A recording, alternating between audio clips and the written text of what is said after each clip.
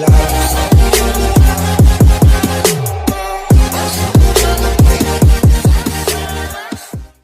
12th class, कैसे हो आप सभी। मैं उम्मीद करती हूँ कि आप सभी अच्छे होंगे।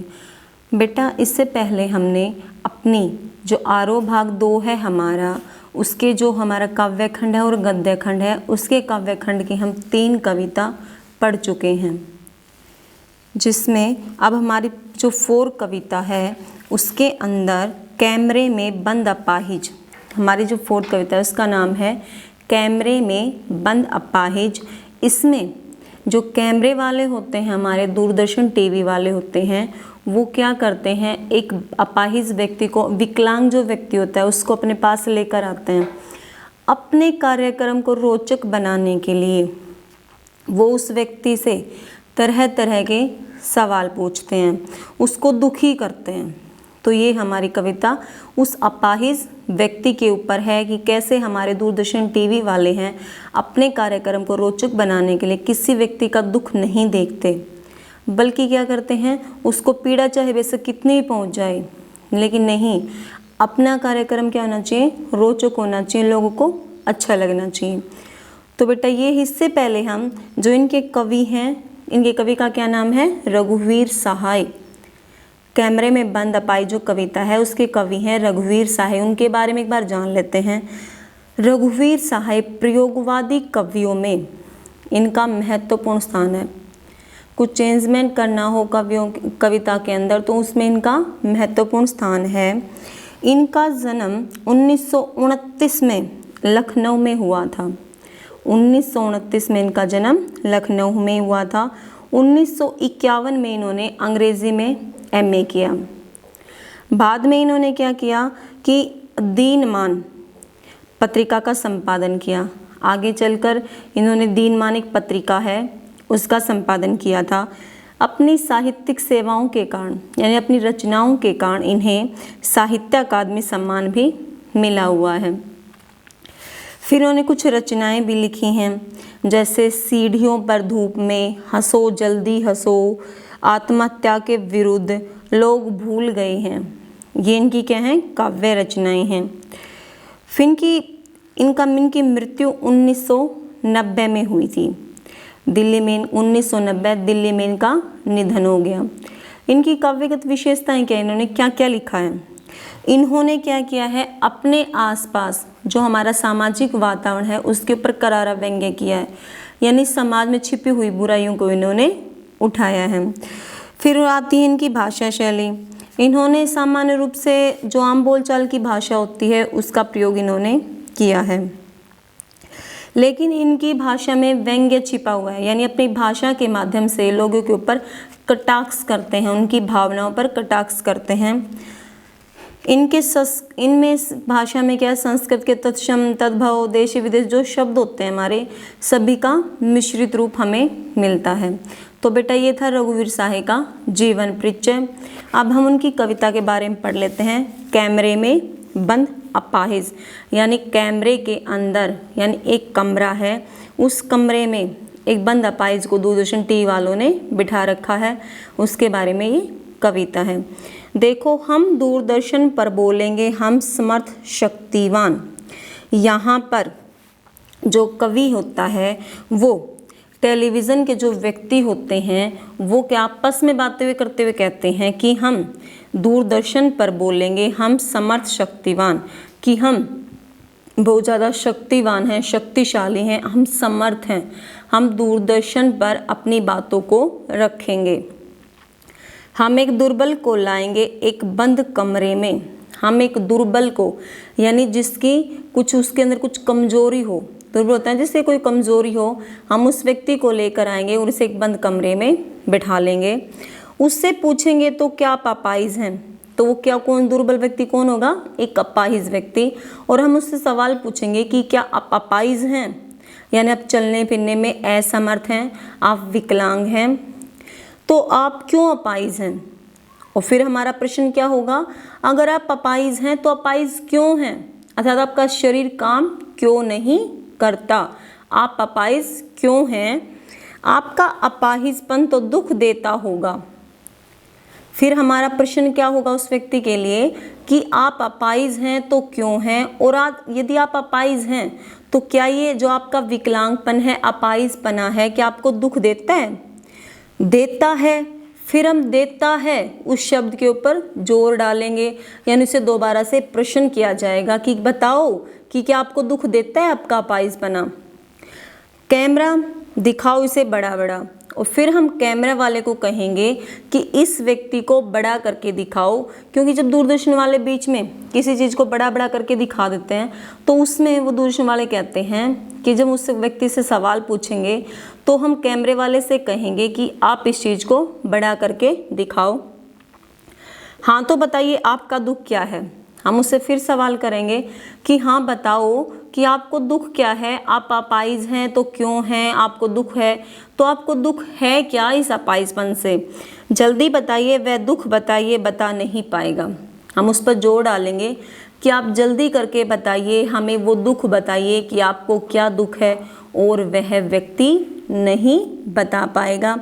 इसमें दूरदर्शन वाले क्या बेटा देखो भावार्थ क्या है, इसमें कवि ने एक अपाहिज व्यक्ति होता है उसकी जो भावनाओं का वर्णन यहाँ पर किया है, और जो दूरदर्शन टीवी वाले होते हैं उनके व्यवहार पर यहाँ पर करारा व्यंग्य किया गया है कि किस प्रकार वो अपने आप कार्यक्रम रोचक बनाने के लिए एक व्यक्ति पर इतना दबाव डालते हैं।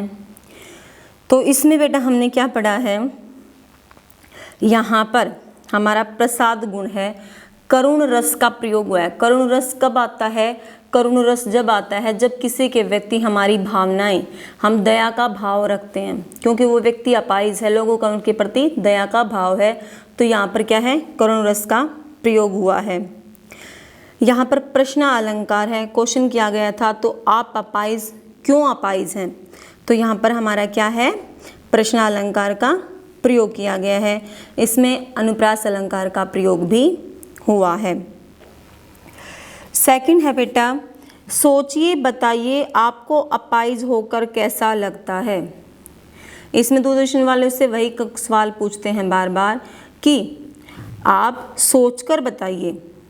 पहले उस पर जोर डालते हैं, फिर उसको टाइम देते हैं कि सोचो और सोचकर हमें बताओ कि आपको अपाहिज होकर कैसा लगता है, कि पहले आप ठीक ठाक थे अब आप अपाहिज हो, तो अपाहिज होकर आपको कैसा महसूस होता है। तो बेटा किसी से सवाल करना गलत है, लेकिन दूरदर्शन वाले अपने कार्यक्रम को रोचक बनाने बार उसे सवाल करते हैं कि आप अपाहिज हो और आपको अपाहिज होकर कैसा महसूस होता है। कैसा यानी कैसा लगता है, फिर जोर डालता है कैसा, सोचो, हमें बताओ कि सोचकर तुम्हें कैसा लगता है, तुम अपाहिज हो। हम खुद इशारे से बताएंगे क्या ऐसा। कई बार व्यक्ति कुछ नहीं बोल पाता तो हम उसे अपने इशारे से समझा देते हैं कि क्या तुम ये कहना चाहते हो, तो वो दूरदर्शन वाले कहते हैं कि हम फिर उसे इशारे से पूछेंगे अपने इशारों से कि सोचकर देखो कि क्या तुम्हें ऐसा महसूस होता है, तुम ऐसा सोचते हो कि तुम्हें अपाहिज होकर ऐसा महसूस होता है। सोचिए बताइए, सोचिए और सोचकर हमें बताइए कि आपको कैसा महसूस होता है। थोड़ी कोशिश करिए, कि आप थोड़ी कोशिश करके देखिए तो आप बता पाएंगे। यह अवसर खो देंगे कि आपको आज ये अवसर मिला है ये बातें बताने का कि आपको अपाहिज होकर कैसा लगता है, आपको कितना दुख होता है। अगर आप हमें नहीं बताएंगे तो आप अपना अवसर खो देंगे। आप जानते हैं कि कार्यक्रम रोचक बनाने के वास्ते हम पूछ पूछ कर आप उसको रुला देंगे।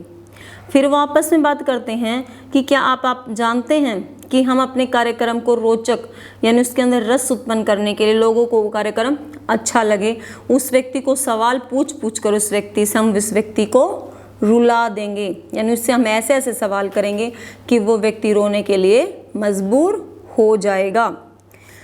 इंतजार करते हैं आप भी उसके रो पड़ने का, करते हैं कि फिर आपस में बात करते हैं कि दूसरे व्यक्ति से पूछता है जो सवाल करने वाला कि आप लोग भी इंतजार करते हैं कि वो व्यक्ति कब रोएगा, और ये जो संसार के लोग हैं वो भी इंतजार करते हैं कि वो व्यक्ति कब रोएगा। यह प्रश्न पूछा नहीं जाएगा, लेकिन हम उनसे ये प्रश्न नहीं पूछेंगे कि ये प्रश्न वहाँ नहीं पूछा जाएगा कि आप कब रोओगे, बल्कि जो दूरदर्शक वाले हैं, हमारे दर्शक हैं या हम में से कोई दूसरा व्यक्ति है, वो यही सोचता है कि वो व्यक्ति कब रोएगा। लेकिन उससे ये प्रश्न नहीं पूछा जाएगा कि आप कब रोओगे। तो बेटा देखो, जो सेकंड पार्ट था उसके अंदर कवि ने अपाहिज व्यक्ति के प्रति गहरी सहानुभूति दिखाई है, उसकी भावनाओं का वर्णन किया है कि किस प्रकार एक व्यक्ति अपने विकलांगपन के कारण बोल नहीं पाता, लेकिन दूरदर्शन वाले कैसे उसके ऊपर दबाव डालते हैं। फिर वही है, अनुप्रास अलंकार का प्रयोग हुआ है और प्रश्न अलंकार है।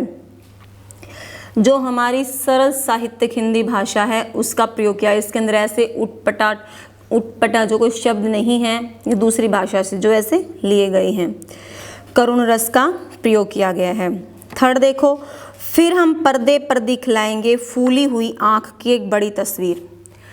फिर आपस में बात करते हैं कि फिर हम जो हमारा पर्दा होता है उस व्यक्ति को हम उस पर्दे पर दिखाते हैं कि हम फिर उस पर्दे पर दिखलाएंगे फूली हुई आँख की एक बड़ी तस्वीर। फूली हुई आँख कैसे? क्योंकि वो व्यक्ति क्या, उसे सवाल किया जाता है, उसकी आंखों में दुख है, तो दुख के कारण वो रोने के लिए उत्सुक है, रोना चाहता है लेकिन वो रोता नहीं है, तो उसकी आंखें क्या हैं, दुख के कारण फूल चुके हैं, बड़ी बड़ी हो गई हैं। तो हम उसकी बड़ी बड़ी आंखों की जो तस्वीर है अब उसे हम पर्दे पर दिखाएंगे। बहुत बड़ी तस्वीर यानी उसकी आंखों की तस्वीर को हम इतना बड़ा करके दिखाएंगे, लोगों को अच्छी तरह आंखें दिखाई दें। और उसके होठों पर एक कसमसाहट सी और उसके होठों पर एक बेचैनी सी होती है, कुछ बोलना चाहता है लेकिन बोल नहीं पाता, वो भी हम लोगों को दिखाएंगे। आशा है आप उसे अपंगता की पीड़ा मानेंगे और हम लोगों से आशा करेंगे कि वो उस अपाहिज की उस पीड़ा को समझे, उसे महसूस करे। इसके अंदर बेटा क्या है, कवि ने अपंग व्यक्ति की बेचैनी और वेदना का सजीव वर्णन किया है। सरल साहित्यिक हिंदी भाषा का प्रयोग किया गया है, वही करुण रस का प्रयोग हुआ है। लास्ट पार्ट है बेटा इसका हमारा, एक और कोशिश दर्शक धीरज रखिए। फिर हम आपस में बात करते हैं, लोगों से कहिए कि हम एक और कोशिश करते हैं कि दर्शक आप लोग धैर्य धारण करके रखें। हम इनसे दोबारा पूछते हैं, देखिए हम दोनों एक संग रुलाने हैं। आपस में बात करते हैं, देखिए हम दोनों का मकसद क्या है हमारा, कि हमें उस अपाहिज व्यक्ति को और क्या है दर्शकों को, दोनों को एक साथ रुलाना है। क्योंकि अपाहिज व्यक्ति रोएगा तो दर्शक क्या करेंगे, उसकी करुणा को देखकर वो भी रो पड़ेंगे। कैमरा बस करो नहीं हुआ रहने दो, और जब वो नहीं रोएंगे तो हम कैमरे वाले को कहेंगे कि कैमरे वाले तुम बस करो रहने दो, इससे ये नहीं होगा। पर्दे पर वक्त की कीमत है, कि जो हमारा पर्दा है उसके ऊपर वक्त की कीमत है, यानी हमारे शो का एक समय होता है, हम उस समय को ज़्यादा नहीं खींच सकते। अब मुस्कुराएंगे हम, आप देख रहे थे सामाजिक उद्देश्य से युक्त कार्यक्रम। और अब हम हंसकर लोगों से कहेंगे कि आप लोग देख रहे थे जो हमारा सामाजिक उद्देश्य है, लोगों की करुणा यानी उनकी अपाहिजपनी, उनके दुख को लोगों के सामने प्रकट करना, उससे एक कार्यक्रम आप देख रहे थे। बस थोड़ी कसर रह गई, धन्यवाद। बस इस कार्यक्रम को पूरा करने में हमारी थोड़ी सी कसर ही रह गई है, धन्यवाद। इसमें देखो बेटा, इसमें कवि ने दूरदर्शन के अधिकारियों, अपाहिज व्यक्तियों, दर्शक तीनों पर करारा व्यंग्य किया है। अनुप्रास अलंकार है, सरल साहित्यिक हिंदी भाषा का प्रयोग किया गया है। बिंबों का यानी शब्द चित्र के अनुसार उनको दिखाया गया है। तो बेटा ये थी हमारी 4 कविता कैमरे में बंद अपाहिज, जिसके कवि कौन थे, रघुवीर सहाय।